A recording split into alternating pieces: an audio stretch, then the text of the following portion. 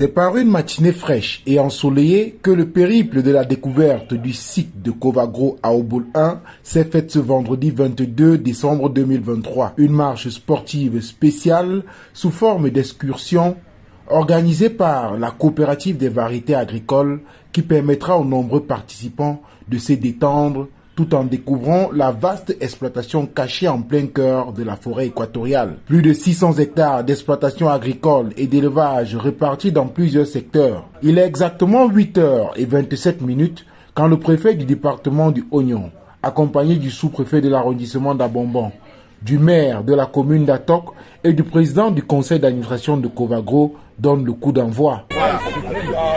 L'océan nous a conduit jusqu'à cette étape. Ça va bien se passer pour aujourd'hui, pour demain et pour après-demain. Amen. Allez, on est parti.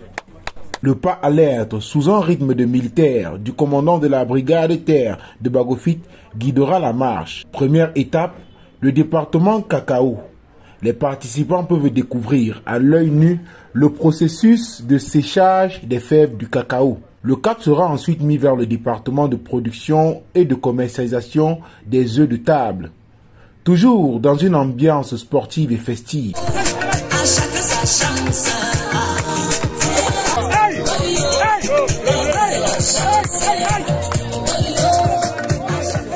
L'épuisement commence à se faire sentir après 3 km de marche chez ceux de la file arrière, mais qui trouvent que la marche est... Très bien, vraiment, très bien. Super. Très bien. Excellent.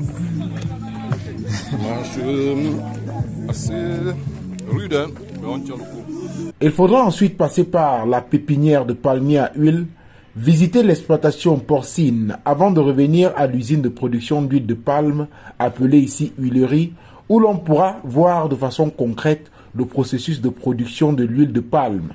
Après les 6 km de marche et quelques étirements, le président du conseil d'administration de la coopérative des variétés agricoles d'Abomban n'a pas manqué de témoigner sa satisfaction et d'implorer les pouvoirs publics et néo notamment pour un raccordement au réseau électrique. Très content de la manière dont les choses se sont passées et nous pensons avec ça que demain et après-demain nous réserve de très belles surprises. Merci, c'est une occasion de plus pour nous de faire un plaidoyer à l'endroit des pouvoirs publics. C'est de leur dire, voilà, ce sont leurs enfants qui sont ici, qui travaillent, que ce soit les membres de la coopérative qui donnent, qui font des efforts, que ce soit le personnel qui vit ici. Et donc, pour nous permettre d'être encore plus performants, pour nous permettre de garantir encore aux populations des denrées, nous allons le faire demain, comme nous l'avons toujours fait ici à Bomban et dans le département du Oignon et la région de l'Est. Vraiment, nous avons besoin que la route soit entretenue, soit en meilleur état et surtout que Covagro, son exploitation, soit raccordée au réseau électrique public. Ça permettra que si aujourd'hui on produit le kilogramme d'huile à 600 francs, que demain on puisse le produire à 500 francs. Et c'est les populations qui en profiteront. Et ça encouragera davantage les membres et les nouveaux à s'intéresser à la pratique de l'agriculture, à investir ici. Le sous-préfet de l'arrondissement d'Abomban, lui aussi, très ravi, compte œuvrer davantage pour optimiser le raccordement au réseau électrique. Par rapport à l'état de la route, vous savez que habituellement nous avons une convention, la meilleure convention avec les sociétés qui sont en place.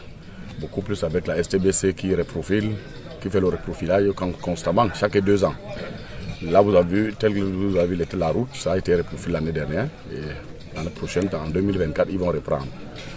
Concernant l'électrification, je pense que le dossier est déjà bien avancé. C'est déjà ficelé puisque l'étude de faisabilité est terminée.